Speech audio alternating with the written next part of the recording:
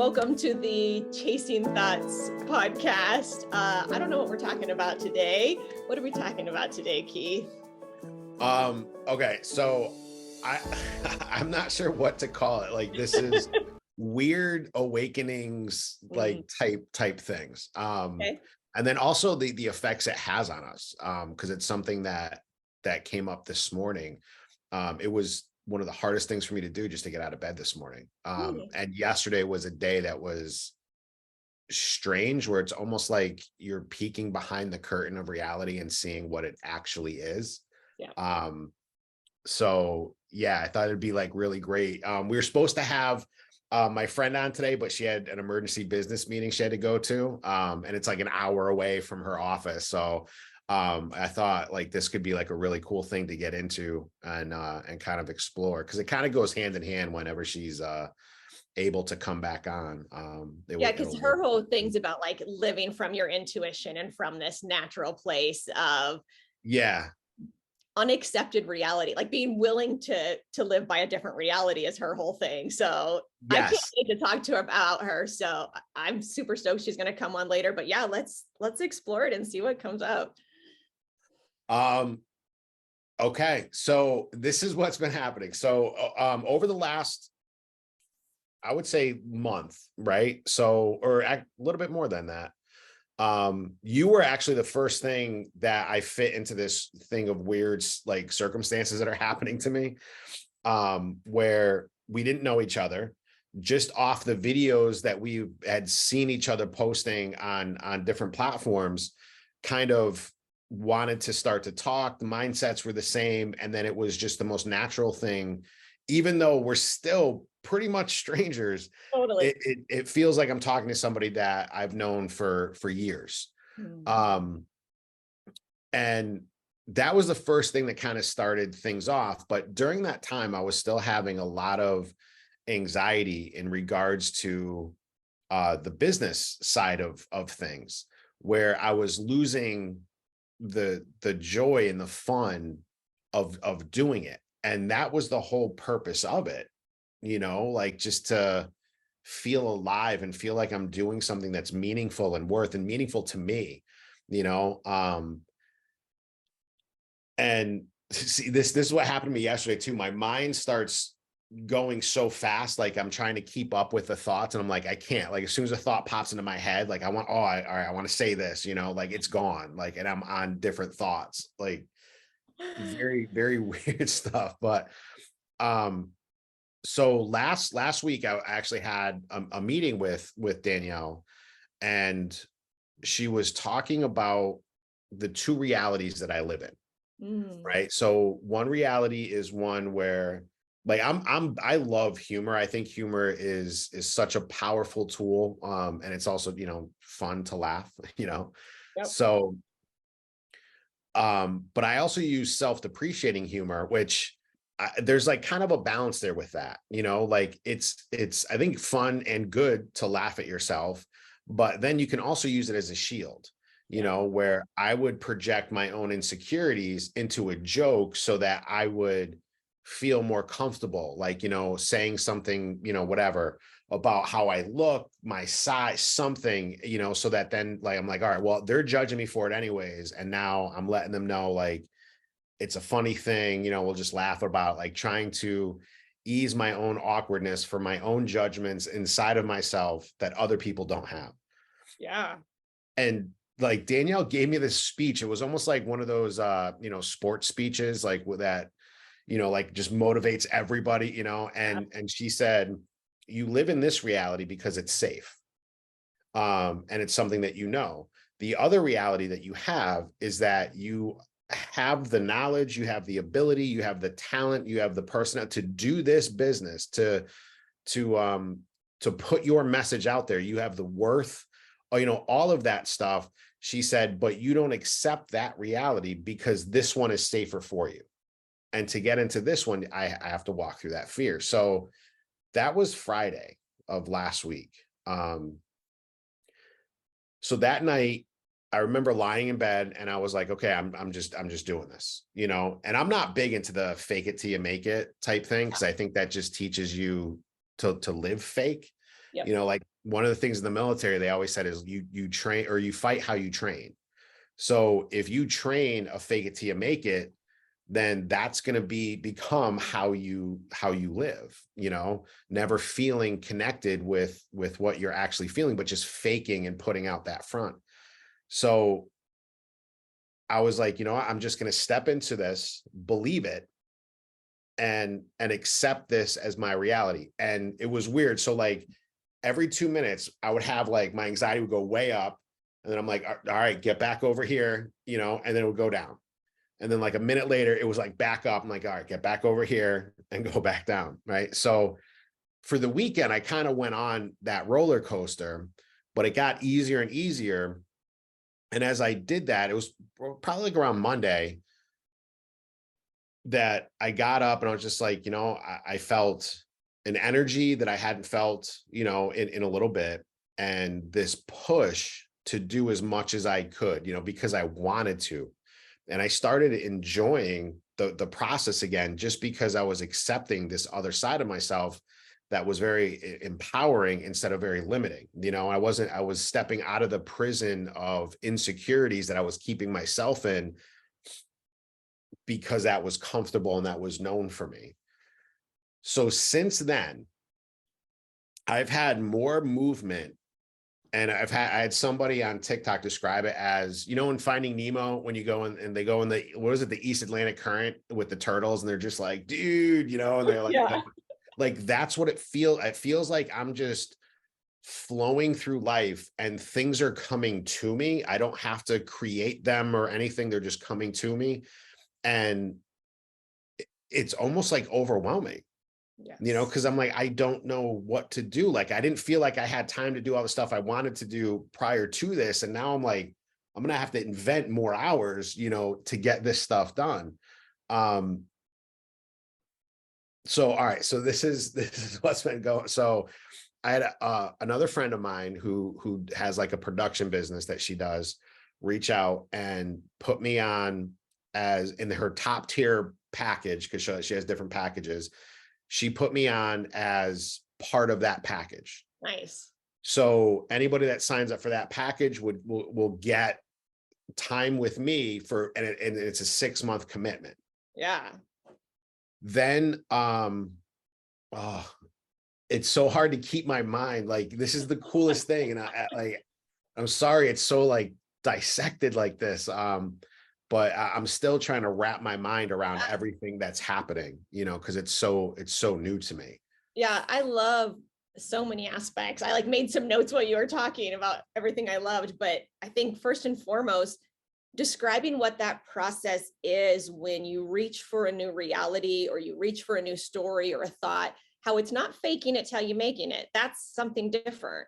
It's practicing it. It's stretching into that belief system, going, oh no, I'm over here, I'm over here again.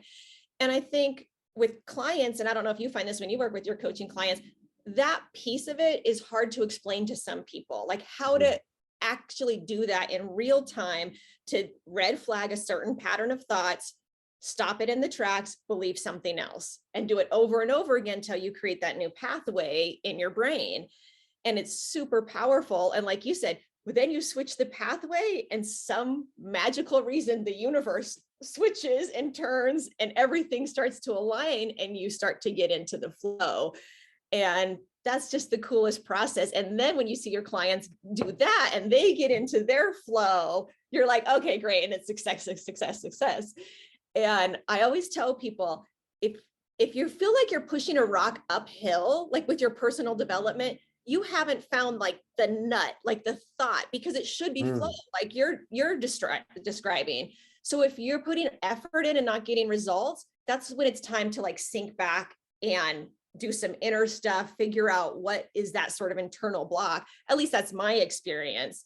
But I freaking love your story. I think that's so awesome. Totally can relate to it. Yeah, I love how you said that too. Like if you feel like you're pushing a rock uphill, you have to step back, because it should be that. And that's been this major thing for me recently too, is the idea of flowing with things, you know. Like Bruce Lee has there's a video like on YouTube and all over the place where Bruce Lee talks about being like water. you know, and the nature of water, like whatever you put water in, it takes the shape of that. It doesn't force that thing to, you know, to change its shape. It takes the shape. And that's the way life should be. Like it should be like flowing down a river. And sometimes it gets rough and you get smashed around, but water has the ability to be calm, to be, you know, beautiful, and also to be destructive, you know, to be very dangerous. Like, so there's all these aspects of water that I think is so important for us to take on. Yeah. And then just the fact that we're made up mostly of water. Like, I mean, water goes through everything, you know, so it's pretty cool. Yeah. Yeah. The other part I really liked about what you said is like when you adopt a new belief system or a new reality, at least for me, what I call it is sort of like the fuck it attitude that I have to take, right?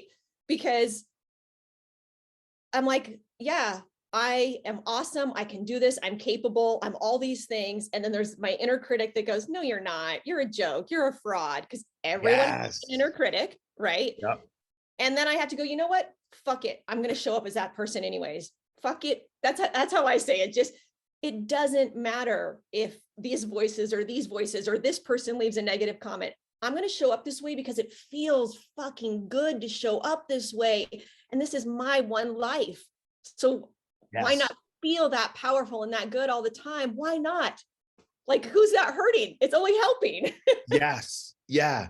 And this was like I was doing the dishes last night and I ended up stopping. And I was like, I have to sit down and try to organize these thoughts. And that was everything that it was about. Like we have one life. So fuck it, just do what's right. And I think that we've evolved to a place where, so there's two things. I always go back to that book, Buddha's Brain, right? So the neuroscientists, they talk about that were so instrumental in our evolution.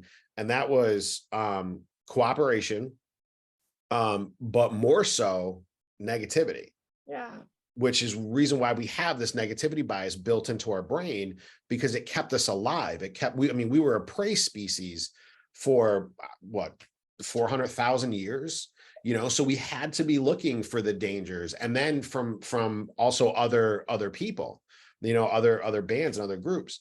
But we've gotten to this place where, you know, at that point, it was the physically dominant, like the, you know, quote unquote alpha male, which I think has been completely shifted now to basically mean if you're an asshole, you're an alpha male. It's like, no, that means you don't have control, you know? And then it became, and I don't even know if this is the right way to put it, but like sort of the intellectually powerful that were in charge. So, you know, it was the wealthy that were going to school, you know, and getting the education and then becoming rich.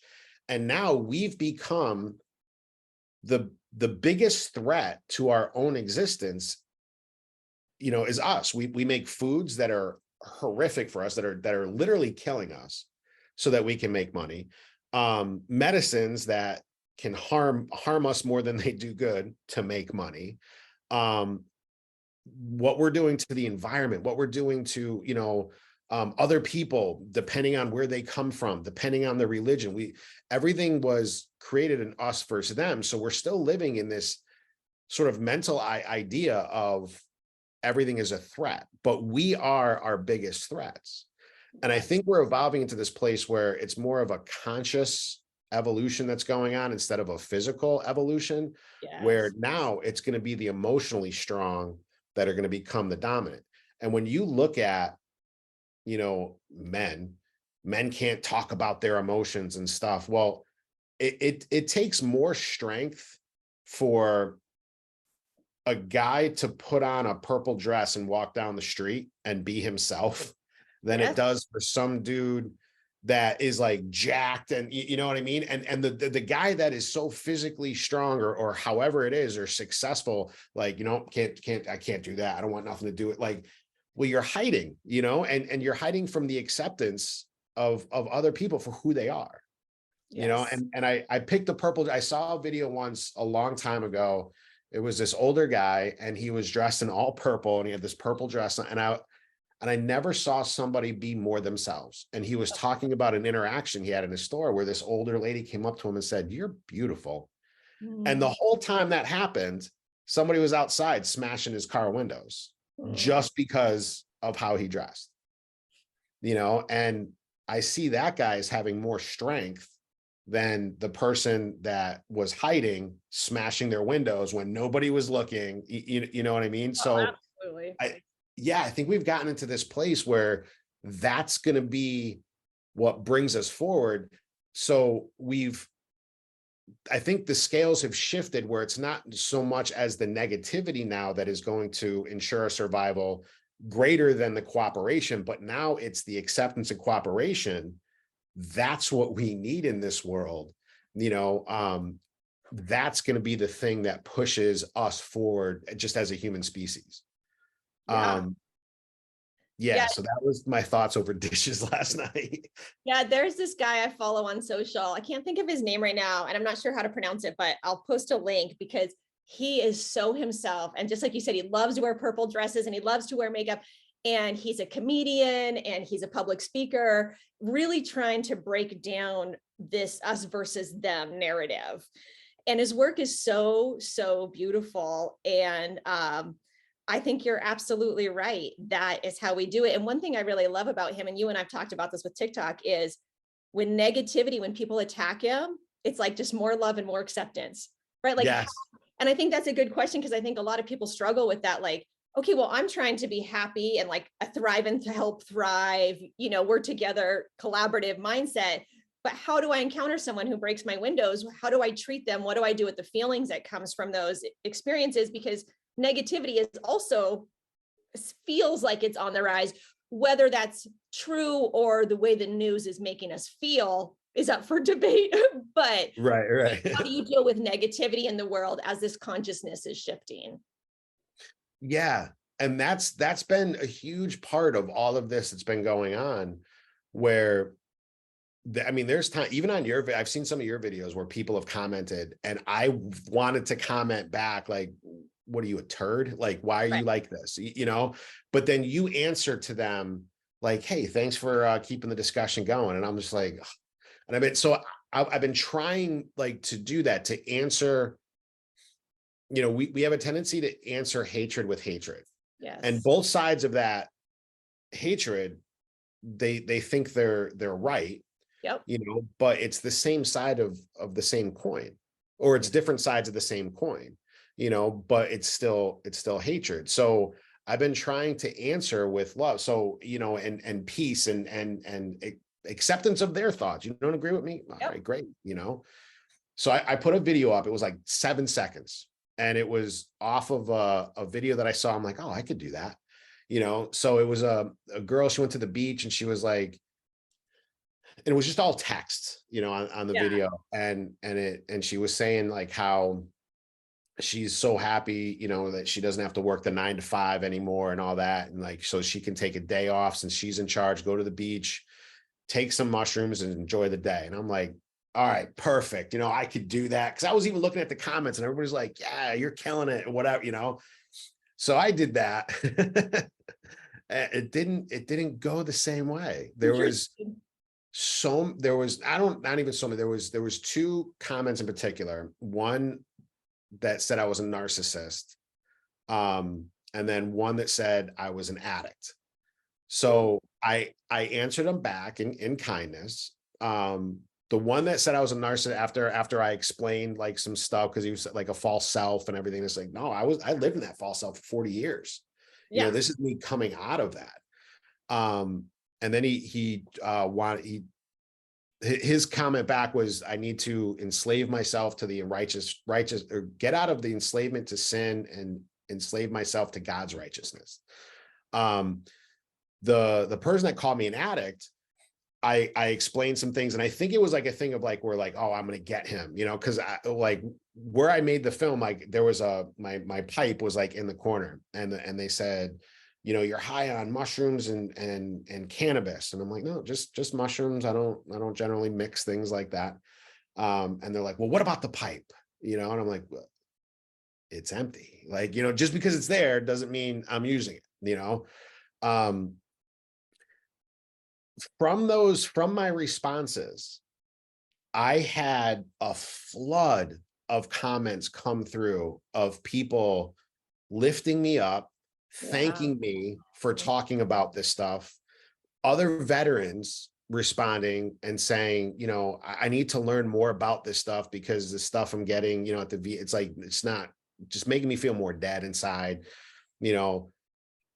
Gained, I think, like 20, 30 followers in like a couple of days, all from these videos. And then this amazing person that started following me asked me if I ever heard of human design.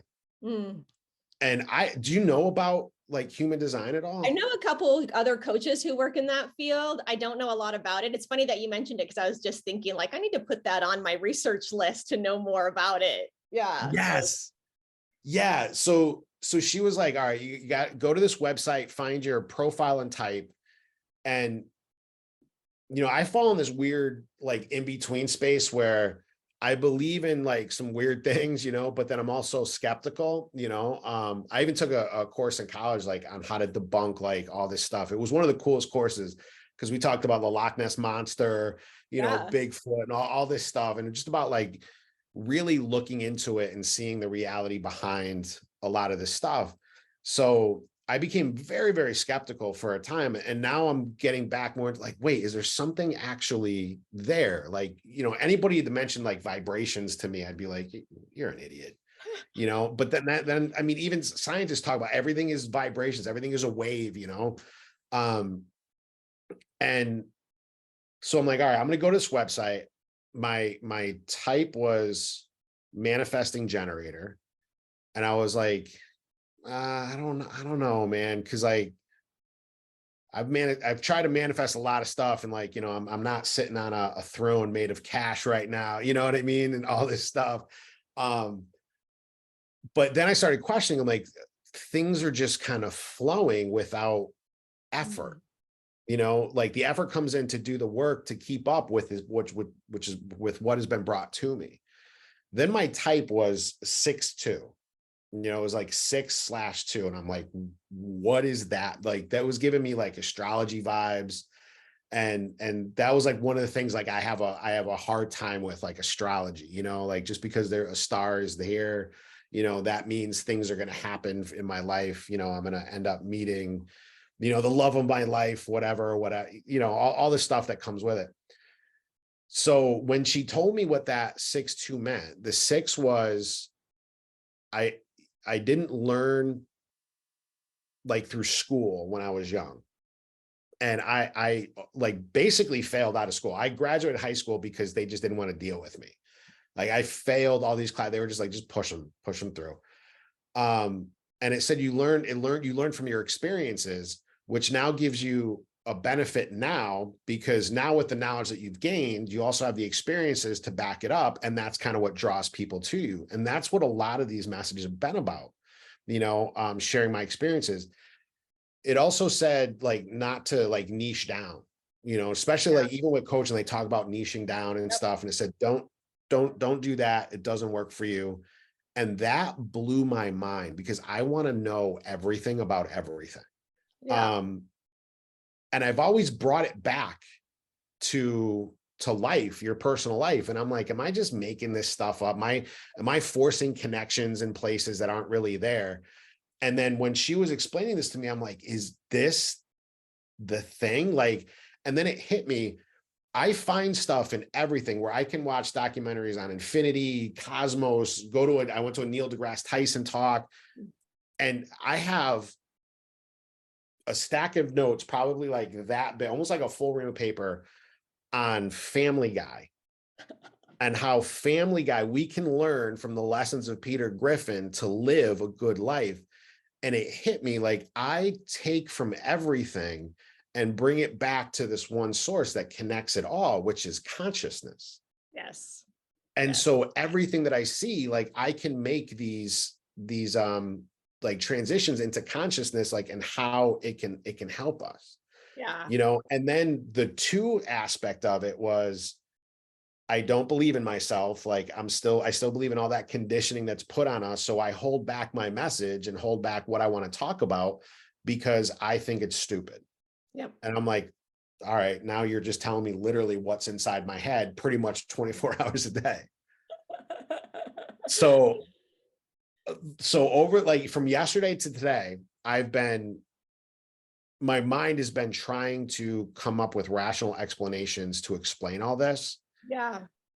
And I'm still like, am I forcing a connection here?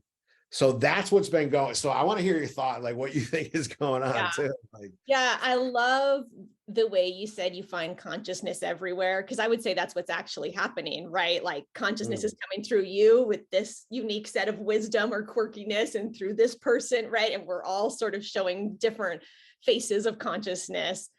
And I love stand-up comedy. I think I mentioned that. And I find so much, and I know some people have really strong thoughts about certain comedians, especially today, but my husband and I saw Bill Burr when we were in Reno, and he's like, "How did you like it?" And I go, "I just feel like I was in church." Like, this guy said so much wisdom. He was so like self-reflecting.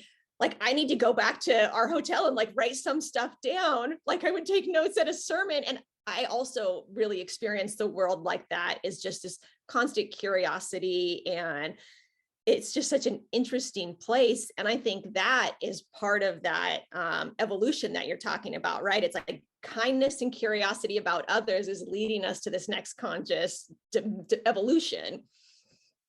And before I go into your thing, I want to say one thing about the kindness thing. Have you ever heard the story of, I think his name's Daryl Davis? He was a Black man that befriended Klan members. And so no. I'll put the link below, but his story is so cool because, I mean, the courage and like inner tenacity it would take to befriend somebody who hated you so much based on the color of your skin. But he actually ended up changing that Klan member because he showed himself, right? And I think he ended up, it was like 20 or 40 Klan members in his lifetime that he ended up changing, that like stopped doing the Klan, stuff. Wow. And it's just such a beautiful story about how if you're yourself and you're kind, you can change the world, right? It's not about this big shield or this big aggression. It's really about that softness. Yeah. So for you, when you're talking about like this next thought of like, are you just making it up or like forcing the connections? I think that's just like another inner critic thought, because it's just another limiting thought that, so what if you are? And I think I've talked before about like the neurotypical and neurodiverse brains. Neurodiverse brains jump all over the place. So when I'm talking to my friends, we're talking about like the Golden Gate Bridge, and then we start talking about mice, and then we start talking about, right? Things lead in this haphazard way, but it makes sense. And so I think even if you are like jumping and leaping around, some people might not get it, but some people will. And that's like where you're blazing that path. And I think that was actually something on the back of Danielle's book. I haven't read her book yet. I ordered it, but nice. She said something about like, yeah, when you go to a place where no one's gone before, whether it's even just in a thought or a concept, there's bushes there, right? It's a path that hasn't been done yet. So I think when you hear those thoughts, it's just kind of the bushes getting in your way, and you have to clear them out so that you can actually make these connections and, bring these thoughts and ideas to the world. Yeah. Wow. That's a challenge right there. It would almost be easier for me to accept the fact that no, I'm making this up. Yep. And then I don't have that responsibility now to speak my message. Yes. That is huge. Yeah. And I think the other part of that is, even if you speak your message and you have the best intentions and everything's coming through, some people aren't going to like it. And some people aren't going to even, maybe it won't help some people, right? That the message isn't for everybody, because everybody's at all these different stages of life. And that's why it's so important that there's so many of us speaking our truth, so that we can sort of congregate with the people who are at the same stage we are and go to the next level. Yeah. And that was a hard thing for me to to sort of understand that, you know, the acceptance of it is great, but the rejection of it like is fine also. You know, it's not a personal thing, you know. It's so easily, again, because we have that negativity bias, it's so easy to take that rejection and to personalize it. But it's not about me, it's about them, you know, and where they are at, you know. And even if it's, you know, it might just be like that I'm not communicating it in a way that aligns with them, so they're just not getting it. You know, they might actually agree with, you know, the idea, but because I'm communicating it in a certain way, it's not connecting with them, so they disagree, you know, they'll reject it. So yeah, but it's all about that, and it's not a personal thing, you know. But it's so easy to make everything personal. Yep.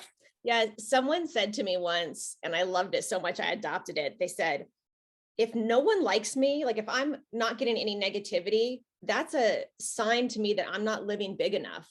Because if I'm living big, I'm going to encounter negativity. So they're like, I always aim for about 30% negativity, and I know I'm living at my fullest. And I thought, wow, what a way to like turn that around. And so now when I get a negative comment or something, I'm like, oh, honey, I'm pushing out. I'm reaching my like negativity quota, because that means I'm fully expressing myself. And it's a good metric actually to use to know if you're fully expressing yourself, because there's no way to fully express yourself and have 100% of people like you. That's good right there. Wow. Yeah. Right? That's impossible. And you turn their negativity into something that empowers you, you know, because it's showing that you're doing the right thing. Right. Yeah, I put a video out last night. I was so nervous about it, but I'm like, nope, this is where I'm living now, so I'm just putting out. And it was like, there's a trend like where there people like stitch videos with it or something. You know, it's, who do you talk to when you're hurting? And then, you know, guys will stitch it and be like, nobody, I'm a guy, you know. And I'm like, so you're saying there's a stigma that men aren't supposed to feel emotions, aren't supposed to express it. You know, you got to bottle it all up. But just saying that the stigma is there doesn't do anything to change that. So I made a video like, we need to start changing that stigma, you know. And I was waiting for the comments to come in, you know, like waiting for everybody's like, come on, you're just a baby or whatever. Like, you know, men can't feel, like, we're not supposed to do that. It's not what a man is. And for whatever reason, like the algorithm's like, no, this ain't going nowhere. So over like 24 hours, it's gotten like 2 views. And I'm like, come on, just hit me with all the crap now. You know, I want it now so it can be out of the way, you know? That's so funny. Yeah. I work with a lot of clients who come to me and they're entrepreneurs. They want to start their own business and they want to do it in an authentic way. And this piece that we're talking about, social media is a part of business today, period. Yeah. Right.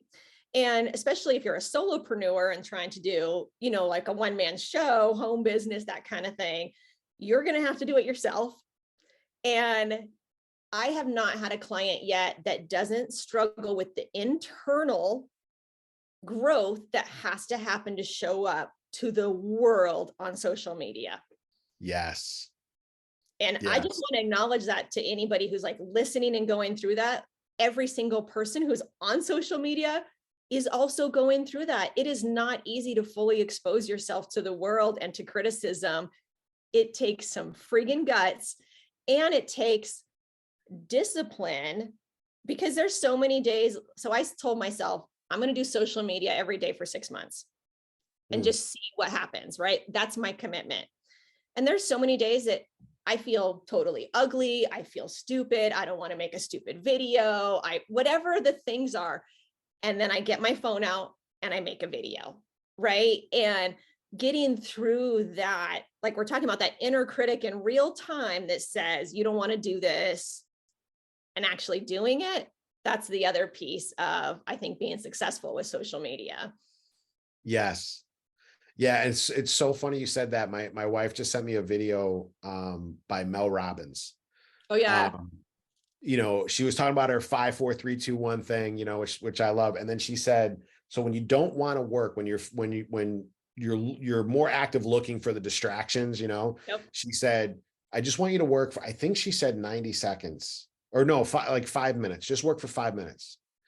Because I guess the research that she has shows that 80% of the people that do that will continue to work afterwards. So that in that 5 minutes, that desire for the distraction, the fear that makes us want to go to that dies down, and the passion for the work like comes up. So she says, do the 5, 4, 3, 2, 1, and then give me 5 minutes of work.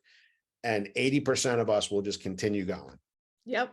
Yeah, I think that's true for everything. I tell myself that about the treadmill all the time. Like, the hardest friggin' part is putting your workout clothes on and your shoes and pushing the start button.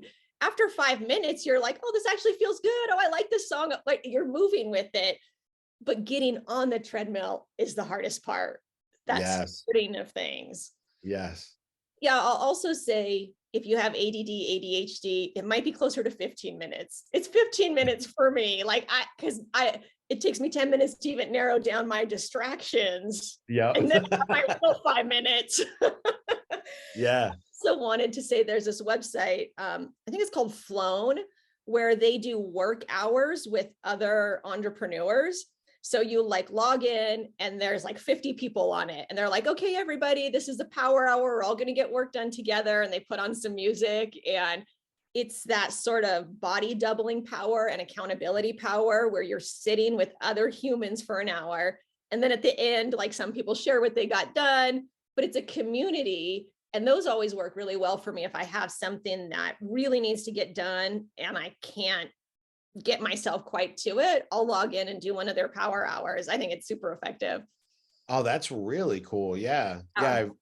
I've done that like one-on-one with people before, you know, in fact, Danielle, like we'll just sit there, we'll put our cameras on mute, but just work, you know, like when I first started. So just that accountability of knowing that someone is right there, that's really cool. And that's the thing I love about social media is hard. You know, it's hard to be vulnerable. It's hard to take the criticism that you need to expect. But it's also such an amazing tool, because if I can't find my community around me, I mean, we're in different time zones. Yep. No, but like we're in the same tribe.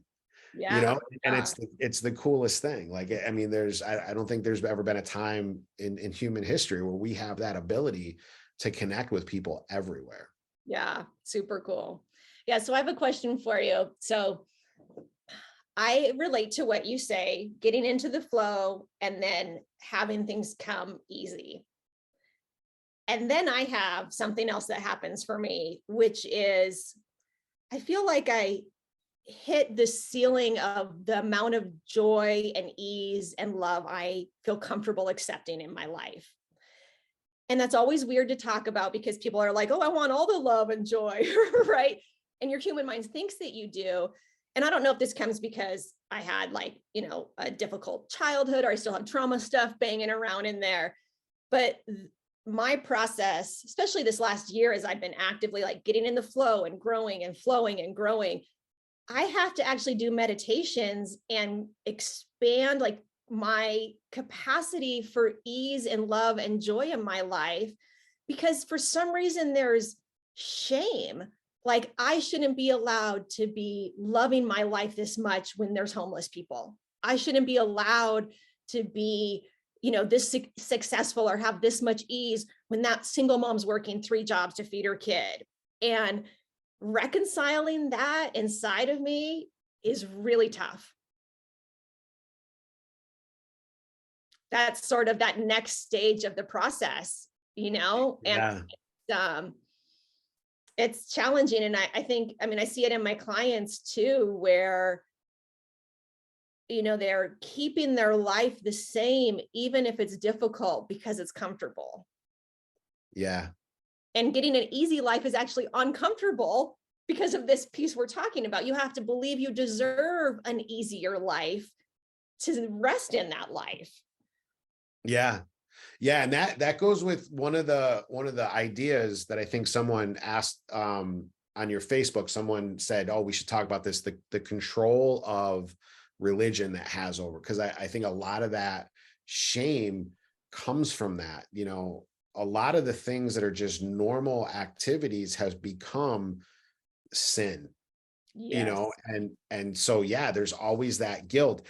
Even when I'm talking about this, I'm like, am I really a narcissist? Like I'm saying I a lot, like, oh, all right, I got to come up with another word, but I'm talking about me. And then I'm like, oh, I can't be talking about. And then, like you said, then there's, you know, you come and say like, oh, like just like positivity is another one of those weird things. Like, and the argument always comes up where like I see if like on other people's videos, like the comments will come up, and I even had a boss once tell me, and this was in a wellness like group that I worked at this nonprofit. And I was talking about positivity, and she said, go tell that to a mother that just lost a child. And I'm like, well, who would do that? Anybody that goes up to somebody that just lost a child and said, look on the bright side is an idiot. Right. Like, no, you need to be wrecked. You need to be destroyed, but Yeah. you need to feel it. And so that you can move through it where you don't get stuck. Yeah. You know, so a lot of the stuff like I talk about, like, I don't want to be challenged on this stuff. You know, I don't want to know what that feels like to go through something that horrific, you know, but I mean, keeping our emotions in this better place, which does not come naturally, which takes a lot of work and strength to build up, helps us get through those times where we need to feel those horrific emotions, but we can move through it. Yeah. You know, one of the guys, in fact, I met at this program, he played football for Miami Dolphins for one season. He broke his leg really bad in college, and he was friends with the coach of the Dolphins. And he said, well, you know, we'll give you a try, but I guess it was an injury that they said, nope, your leg it's going to break next time you get hit. And sure enough, on his first professional football game, broke his leg. So that devastated him. And then his mom died, and he was very, very close with his mom. So he spiraled, and you know, when he told his story, he said, I got stuck, and he ended up becoming a heroin addict for like 20 years, all to hide that pain, to mask that pain. Like, I don't want to feel it. So if you don't feel it, you can't move through it. You know, so it's that very hard thing. Remember in the Matrix, like, do you remember the Matrix movies? Like when he went behind the doors in the hallways, and it was like the backstage of reality. Like, I feel like it's that thing. It's the in-between space where the magic starts to happen. Yeah. Yeah. I really like what you said about religion in the beginning, because I think I'm interested in not necessarily Christianity, that's an interesting topic, but also the Christianization of the world, right? I mean, look at what year we're living in, right? Those are two different topics, and they've had different impacts on culture and society. But Christianity, which is most of the world, right? Like, it's the largest religion, says that all of your goodness is based on what you do, right? Yeah. Like, and so of course, just to relax and enjoy your life is shame and guilty, because you have to do things, right? So there's a lot of weird stuff about that. And then also the pieces with your feelings, this idea and this training of like, just give it to God, which I know can have a positive experience for some people. But with me, so I was married to my first husband, who was he was a meth addict and ended up going to prison for meth. And when we were married, he was violent and sporadic and everything else that you would expect from a meth head. Yeah. And my response to that at the time was to wake up an hour earlier and pray for my husband for an hour every morning. And you know what that did?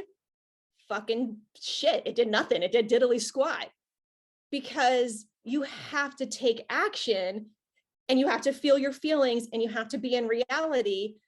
And the minute I stopped giving it to God and was like, no, this is what's fucking happening in my life, I need to deal with this, I started to feel my feelings. I started to make choices that made my life different.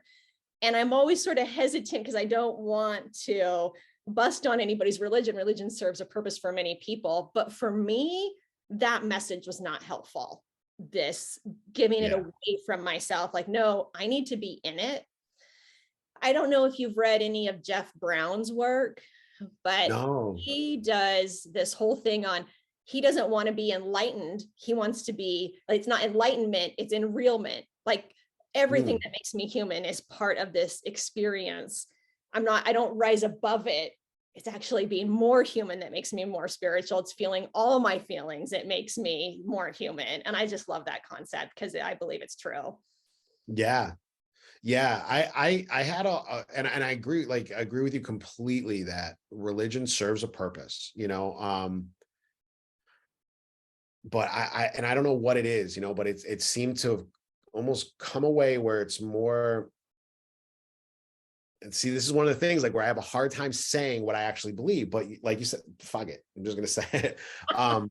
I really believe, like you said, that Christianization, it's become more of worship of the self, that we've just named God, but it's your thoughts, the one of the biggest impacts that I had, like, because I remember I went to church like 40 years. Like in a 4-year span, I think I read through my Bible like 20 times, cover to cover, studied it. Like when I was stationed in Italy, taking correspondence courses on theology and stuff. And I'm in no way a theologian.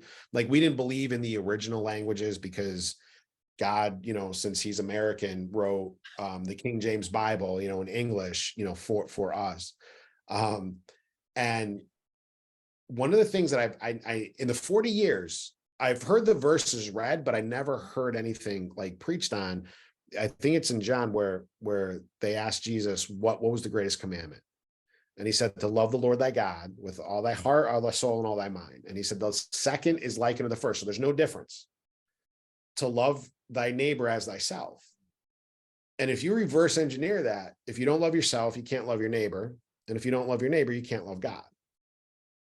And then I started thinking, like in James, I think it said, he talks about, I'm going to show you my faith through my works, right? So what we do, like sowing and reaping, our work there should be a time of reaping, right? And in Galatians, they talk about the fruit of the Spirit, because I think in like another verse, it says, by their fruits ye shall know them. In Galatians, it says the fruit of the Spirit is love, joy, peace, long-suffering, gentleness, meekness, kindness, faith, temperance. And I'm like, that's what a Christian should show. Yeah. But that's not what I see. I see anger, I see a lot of anger. Yeah. So for me, coming out of that has made me feel closer to God, because I connect now more with the love and the joy and the peace and all that. Yeah. Yeah. And I believe what you said, that's my experience of life. I love myself. And the more that I love myself, I can love other people more. And the more that I accept them and see them for who they truly are, the more it feels like God is present. Right. Yes. And that is whatever God is to you, but that is my visceral experience in my body of living this human life. Right. I absolutely believe that is true. Yeah.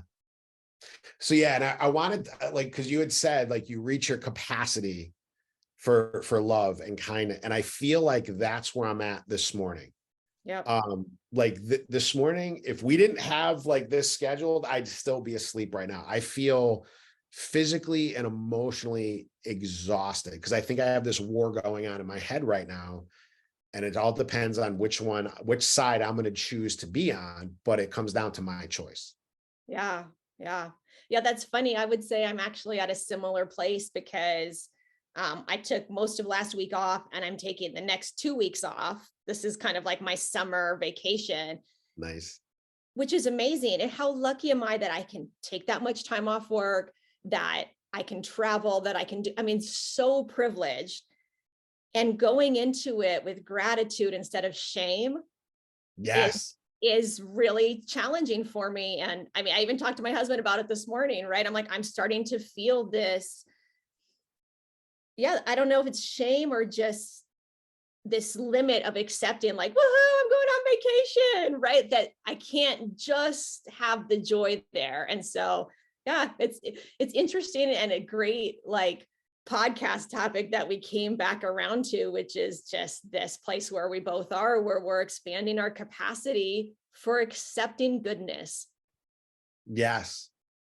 And that's really what we have to do. We have to accept the goodness. I mean, we're designed to accept the bad. Yes.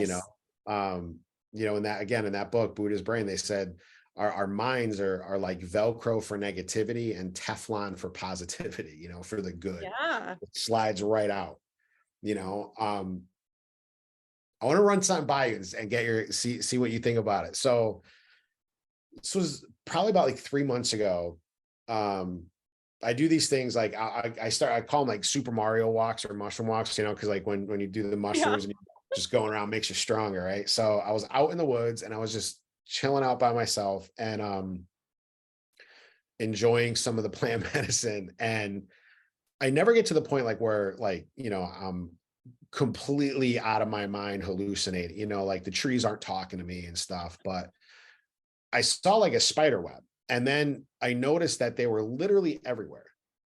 And even like between my fingers, anywhere I looked, there was just connections, line connecting. And it was almost like too much. Like my mind couldn't wrap around how many of these lines were there. And I had this thought that what if our emotions aren't in us, but we're just conduits for them? Like joy is not in us, it's just out there. Yeah. And again, that connection with consciousness, it flows through us.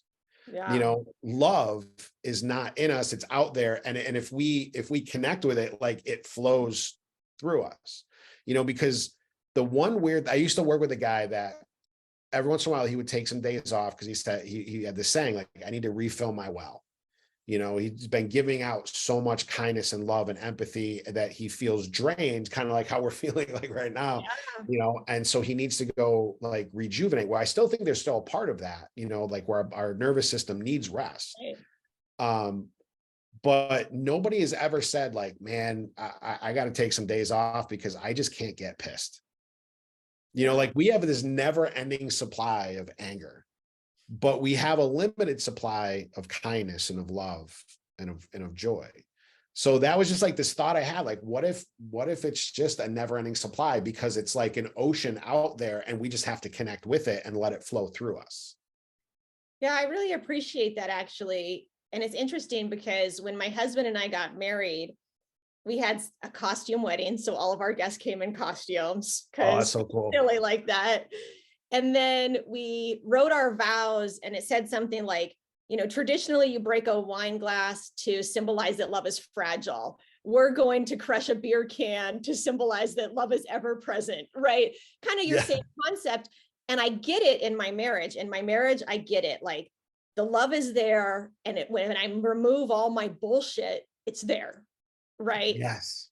But I have never experimented with that in the way that you're saying it, where like this morning, the joy is there, Mindy. All you have to do is sink into it and let it be there, right? That it's not something I have to cultivate or go find. It's just flowing through me. That's beautiful. Yeah. Yeah. Even with this conversation, like I had all plans of as soon as I close my computer, I'm hitting the pillow. Like I'm out. Like my next appointment is like at 3:00 and I'm like, I got time. I can take an awesome nap. And I'm very pro nap. Like I think naps are one of the greatest gifts like to humanity that we have. But I have energy now. Yeah. I feel the want to get some stuff done, because it doesn't feel like work. It feels like just this conversation where, you're not taking energy from me and hopefully I'm not taking energy from you, but we're feeding each other energy that we both have just talked about we don't have. Right. So where is it coming from? Right. The space. Yes. Yeah. Yes. That's beautiful. Yeah. Yeah. I love that. That's really, really cool. Really cool. Yeah. I love that. I'm going to practice that the next 2 weeks while I'm on vacation. Every time I start to feel, just relaxing into it and letting the joy just be there. This is really cool. Coming back in a couple of weeks, like when we do the next one, like, yeah, we'll have to give an update on how this works. Yeah, I love it. That's awesome. All right, cool. Well, I think this was a great episode. Is there anything else you want to add before we close? I always want to tell you I enjoy this so much. Like, this is one of the like funnest things that I do. And I always look forward to this. And especially now, like recognizing the fact that I feel fed, when we're done. It's just amazing. Yeah. So ditto. I feel the same way, man. Yeah, I am so grateful that you reached out, and I want to tell you that constantly, so. Yeah, I feel super grateful too. And yeah, I feel super inspired and energized by these conversations. And I hope other people do too, right? That's the point. And I think the more that we get guests on and stuff, the more that we can expand this sort of feeling. Yeah. And I think when you said that too, like a thought popped in, like, I think it's such a great example too of we had a plan, and because of things outside of all of our control, the plan fell apart. But I think this has been an awesome conversation. So it worked out better. I'm almost glad Danielle had her emergency, not for her, but hopefully everything works out. Yeah. And I think that's part of living in the flow. Like when you get in the flow, I find that when I'm in the flow, things change more frequently, and that's for the good, versus when I think I'm in control of everything, nothing changes, but I'm really not getting the highest whatever because I'm not flexible and moving. So yeah, I think it was perfect this morning. Yeah. Awesome. Okay. Well, if anybody has any suggestions for conversations, post them below, message us. You can also, of course, work with Keith or I. Our websites are below. Okay, thanks, everyone.